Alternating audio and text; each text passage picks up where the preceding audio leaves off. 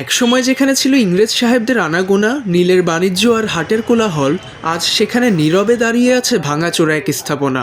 দেয়ালের প্রতিটি ক্ষত যেন বলে দিচ্ছে সময়ের সঙ্গে কতটা বদলে গেছে চারপাশ।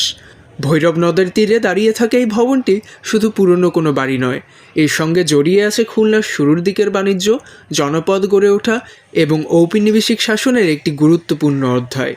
একটি শহর কিভাবে ধীরে ধীরে বড় হয়ে ওঠে তারও যেন নীরব সাক্ষী এই স্থাপনা। একসময় এই ভবনের ভেতর থেকে নিয়ন্ত্রিত হতো নীল চাষের বাণিজ্য। ভবনটিকে ঘিরে গড়ে উঠেছিল হাট, হাটকে কেন্দ্র করে বাড়তে থাকে মানুষের আনাগোনা, বেচাকেনা ও বসতি।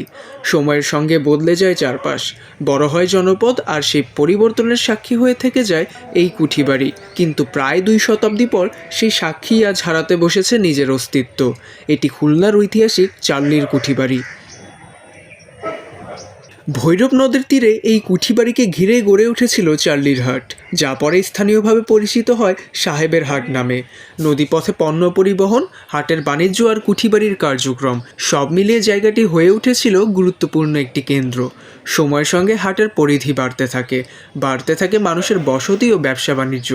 ধীরে ধীরে বদলে যেতে থাকে এলাকার চেহারা। আর আজকে এই ব্যস্ত খুলনা নগরীর পেছনে থাকা সেই পুরনো সময়ের একটি দৃশ্যমান চিহ্ন হয়ে থাকে চার্লির কুঠিবাড়ি।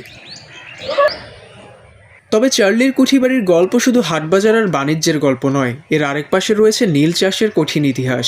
যে ইতিহাসে আছে কৃষকের বঞ্চনা, শোষণ আর ঔপনিবেশিক ক্ষমতার চাপ। নীল চাষকে ঘিরে কৃষকদের উপর ঔপনিবেশিক শোষণ, চাপ ও নির্যাতনের যে অধ্যায়, এই কুঠিবাড়ি তারও নীরব সাক্ষী।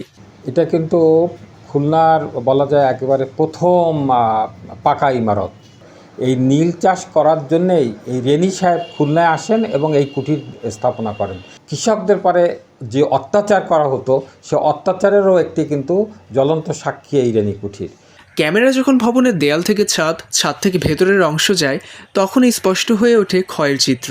চার্লি কুঠিরির দেয়ালের বিভিন্ন অংশ ভেঙে পড়েছে, ছাদের অনেক জায়গায় নেই টালি, কোথাও ঝুলছে কাঠের পাটাতন, কোথাও বেরিয়ে এসেছে লোহার বিম। বৃষ্টির পানি ঢুকে জমে থাকছে ভবনের ভেতরে। অথচ এই ভাঙা দেয়ালগুলোই বহন করছে এমন এক ইতিহাস যার বিকল্প কোনো নতুন ভবন দিয়ে তৈরি করা সম্ভব নয়। অনেক সুন্দর এবং দেখার মতন জিনিস ছিল ওটা, যে মনে করতাম যেটা ভালোটা জিনিস ছিল এখানে, আর সে ভালো জিনিসটা তো নাই, এখন এটা ধ্বংস হয়ে গেছে। হ্যাঁ, আমরা অবশ্যই এটা যেতে আবার আগের মতন শাবক যেতে আসে অনেক, আমরাও খুশি হব। তাই এখন সবচেয়ে বড় প্রশ্ন, সময় কি এখনও আছে? এই ইতিহাস কি বাঁচানো সম্ভব? এতটা ক্ষতিগ্রস্ত স্থাপনাটি সংরক্ষণ করা যাবে কি করে? আর এ বিষয়ে প্রত্নতত্ত্ব অধিদপ্তরের পরিকল্পনাই বা কী? আর সংরক্ষণ করা হলে নিশ্চয়ই আমাদের পুরাতন আদলে এটা ফিরিয়ে আনতে হবে। পূর্বের যে ছবিগুলা, সেই ছবিগুলো আমাদেরকে অবশ্যই সংগ্রহ করতে হবে, এবং এই ছবিগুলো যদি আমরা সংরক্ষণ করতে পারি তাহলেই এটা প্রত্নতত্ত্বের অধীনে আনা সম্ভব। ইতিহাস সংরক্ষণ মানে শুধু একটি পুরনো ভবনের দেয়াল টিকিয়ে রাখা নয়, এর অর্থ একটি শহরের জন্ম ও বেড়ে ওঠার গল্প, তার বাণিজ্যের উত্থান, ঔপনিবেশিক শাসনের বাস্তবতা এবং সেই সময়ের মানুষের অভিজ্ঞতাকে পরবর্তী প্রজন্মের সামনে দৃশ্যমান রাখা। চার্লির কুঠিবাড়ির দেয়ালে আজ ক্ষয়ের দাগ, কিন্তু সেই ক্ষয়ে যাওয়া দেয়ালের ভিতরেই লুকিয়ে আছে খুলনার বহু বছরের গল্প।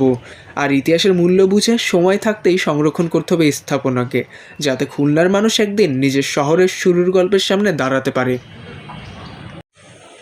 ওমর ফারুক সাজ্জাদ, বাংলা টিভি।